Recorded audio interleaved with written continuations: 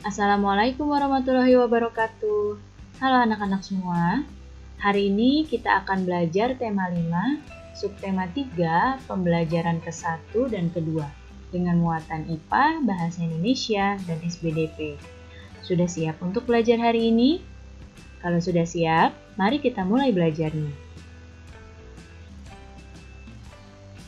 Perhatikan ketiga gambar yang ada di hadapan kalian. Gambar apakah ini? Ya, ketiga gambar ini adalah gambar simbiosis. Pada pembelajaran yang lalu, kalian telah mempelajari tentang simbiosis. Coba dilihat, yang pertama ini adalah gambar simbiosis apa? Ya, yang pertama adalah simbiosis mutualisme. Kemudian, apa simbiosis pada gambar yang kedua? Ya, yang kedua ini adalah simbiosis komensalisme. Dan siapa yang tahu yang ketiga ini simbiosis apa? Ya, yang ketiga ini adalah simbiosis parasitisme. Semua makhluk hidup memerlukan makhluk hidup lain untuk mempertahankan hidupnya. Kebergantungan antar makhluk hidup dan lingkungannya menjadi bagian dari kehidupan di dalam sebuah ekosistem. Energi mengalir dari satu makhluk hidup ke makhluk hidup lain di dalam rantai makanan. Coba sekarang dilihat rantai makanan berikut ini. Nah, di sini pertama kita mulai dari tumbuhan hijau, ya, atau di sini ada rumput. Tumbuhan hijau ini atau produsen ini dimakan oleh tikus. Berarti tumbuhan menjadi sumber energi bagi tikus. Kemudian tikus dimakan oleh ular. Berarti tikus menjadi sumber energinya ular. Ular ini dimakan oleh elang. Berarti ular ini menjadi sumber energi bagi elang. Elang ini sudah tidak ada yang memangsa. Berarti ketika elang mati, elang akan diuraikan oleh pengurai atau dekomposer. Dan hasil penguraiannya akan menjadi nutrisi bagi tumbuhan. Nah, di sini bisa terlihat hubungan ketergantungan antar makhluk hidup dalam sebuah rantai makanan. Dalam suatu ekosistem, terdapat banyak makhluk hidup yang memiliki sumber makanan dan juga pemangsa yang sama. Sekarang coba kalian lihat makhluk hidup berikut ini. Ya, di sini ada padi, ada pohon, belalang, tikus, ulat, ayam, katak, ular, dan juga elang. Nah, kita coba dari produsen di sini adalah padi. Padi ini akan menjadi sumber makanan bagi belalang dan juga sumber makanan bagi tikus. Kemudian, pohon. Pohon ini akan menjadi sumber makanan bagi belalang dan juga bagi ulat. Kemudian tikus. Tikus bisa menjadi sumber makanan bagi ular dan juga bagi elang. Kemudian belalang dan ulat, kedua hewan ini menjadi sumber makanan bagi katak dan juga bagi ayam. Katak akan menjadi sumber makanan bagi ular dan bagi elang. Ayam menjadi sumber makanan bagi elang dan ular menjadi sumber makanan bagi elang. Nah, bisa kalian lihat ya di sini terdapat satu sumber makanan tapi untuk beberapa pemangsa ya. Di dalam suatu ekosistem terdapat beberapa satu rantai makanan yang saling berhubungan satu sama lain. Nah, jadi bisa terbentuk lebih dari satu rantai makanan. Jadi saling berhubungan antara rantai makanan yang satu dengan rantai makanan yang lain. Kumpulan beberapa rantai makanan dalam suatu ekosistem itu disebut dengan jaring-jaring makanan. Sekarang coba perhatikan jaring-jaring makanan berikut ini. Kita pakai tumbuhan dan hewan yang tadi ya. Di sini ada pohon. Pohon ini dimakan oleh ulat. Pohon dimakan oleh ulat.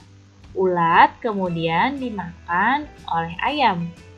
Ayam dimakan oleh elang. Nah, kemudian selain dimakan oleh elang, ayam juga bisa dimakan oleh ular.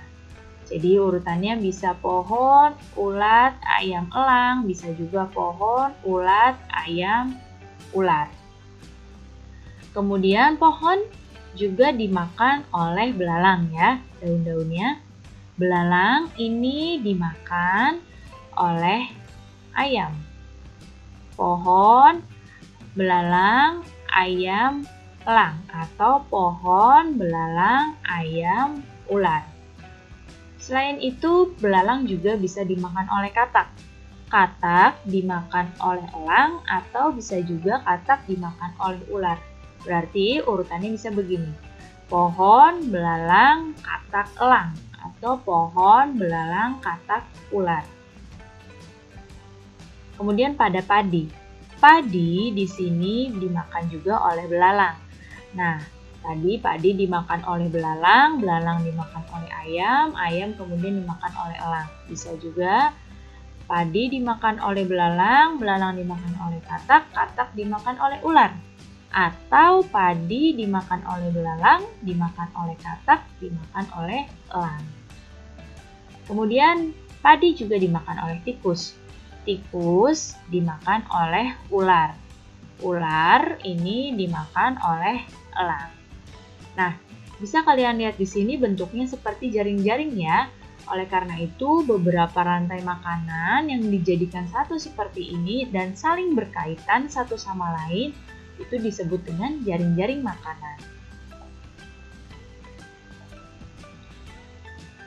Nah, coba kalian perhatikan jaring-jaring makanan yang tadi ya. Nah, di sini adalah jaring-jaring makanan pada ekosistem sawah. Coba sekarang temukan minimal 2 rantai makanan yang ada pada jaring-jaring makanan ini. Kalau kita amati semua, ini sebetulnya ada kurang lebih 12 rantai makanan di sini. Tapi coba kamu temukan 2 rantai makanan pada jaring-jaring makanan ini. Baik, rantai makanan yang pertama, kita coba ambil yang pohon. Pohon dimakan oleh belalang. Pohon dimakan oleh belalang. Belalang kemudian dimakan oleh katak. Belalang dimakan oleh katak. Katak dimakan oleh ular. Ular kemudian dimakan oleh elang. Contoh rantai makanan yang kedua. Ya, kita coba yang padi ya. Padi dimakan oleh tikus. Tikus dimakan oleh ular. Ular kemudian dimakan oleh elang. Nah, siapa di sini yang sama dengan ibu untuk jaring-jaring makanannya, untuk rantai makanannya? Wah, bagus sekali. Kalau yang beda tidak apa-apa, yang penting masih dalam satu jaring-jaring makanan ya. Sekarang coba perhatikan 2 gambar ini. Nah, di sini ada 2 gambar. Yang satu, ya, gambar orang yang sedang menebang pohon. Dan yang satu lagi gambar apa? Ini gambar anak yang sedang membuang sampah di sungai. Nah, tahukah kamu apa akibat yang akan ditimbulkan dari kedua kegiatan ini terhadap hewan dan tumbuhan yang ada di ekosistem tersebut? Siapa yang tahu? Benar, di sini jika pohonnya ditebang, maka hewan-hewan yang berasal makanannya dari pohon ini akan kekurangan makanan. Nah, jika sudah pohon ditebang, hewan kekurangan makanan, maka nanti ekosistemnya juga pasti akan terganggu. Begitu pula dengan membuang sampah di sungai.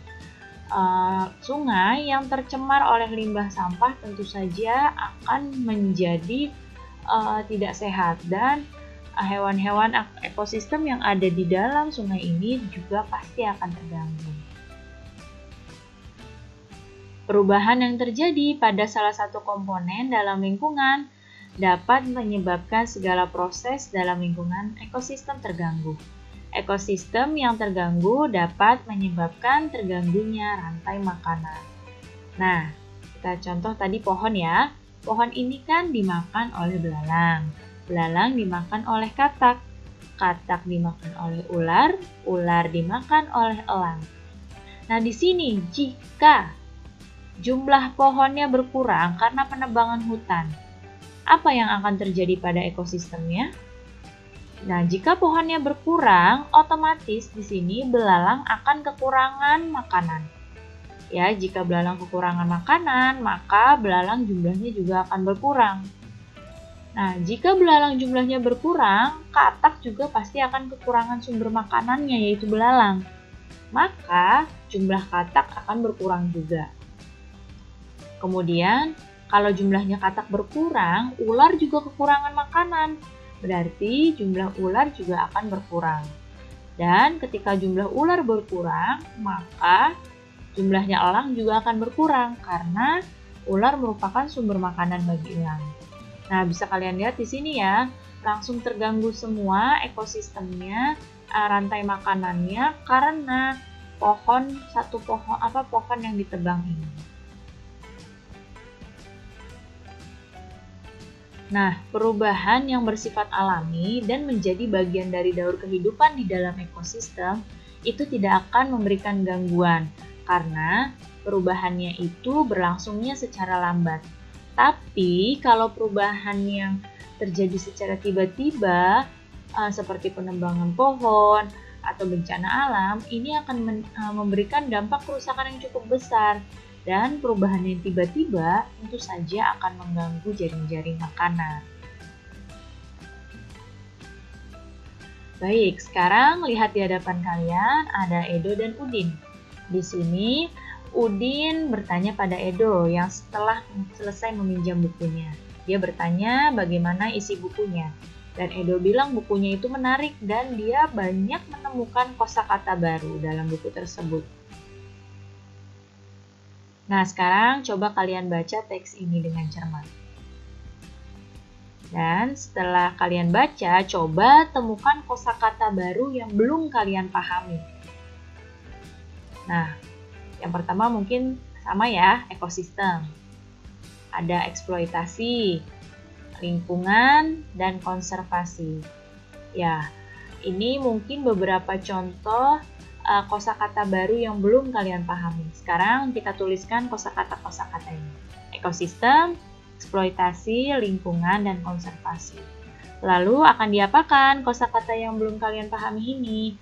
Akan dicarikan artinya, ya, supaya kalian paham dengan arti dari kosakata-kosakata yang belum kalian ngerti ini.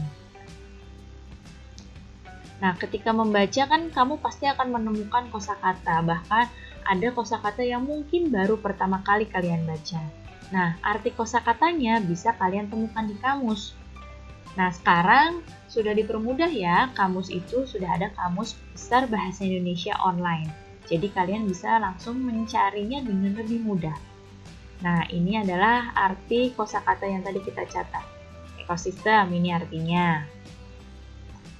Eksploitasi, ini artinya. Kemudian lingkungan, artinya ini. Dan konservasi, artinya ini. Arti dari kosakata ini diperoleh dari Kamus Besar Bahasa Indonesia online. Nah, untuk menemukan informasi penting dari teks non-fiksi, kita bisa menggalinya menggunakan pertanyaan. Pada pembelajaran sebelumnya, kalian sudah belajar tentang kata tanya. Sekarang kita ulas kembali ya. Ada kata tanya apa? Untuk menanyakan benda, keadaan, atau perbuatan. Siapa? Untuk menanyakan orang. Kemudian bagaimana? Untuk menanyakan keadaan atau kejelasan peristiwa. Kata tanya mengapa? Ini untuk menanyakan sebab atau alasan. Kata tanya kapan untuk menanyakan waktu, dan kata tanya di mana untuk menanyakan tempat. Baik, coba dilihat. Pernahkah kamu melihat tari merak? Seperti apa ya tari merak?